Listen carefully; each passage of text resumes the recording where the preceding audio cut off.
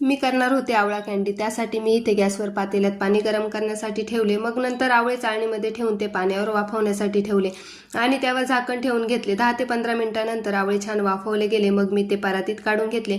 नंतर त्यामधल्या पूर्ण बिया काढून घेतल्या आणि आवळे जास्त होते त्यामुळे मला 2 ते 4 वेळा ते वाफवावे लागले. सगळे वाफवल्यानंतर सगळ्यांच्या पाकळ्या मोकळ्या केल्या आणि बिया सुद्धा काढून घेतल्या. नंतर त्यामध्ये साखर मिक्स करून घेतली. 2 किलो आवळ्यांसाठी मला 1 किलो साखर लागली बरं का. साखर चांगली मिक्स केल्यानंतर मी ते आवळे 2 दिवसासाठी तसेच झाकून ठेवून दिले. तर 2 दिवसानंतर बघा त्यामधली साखर जी आहे ती पूर्ण मेल्ट झालेली होती.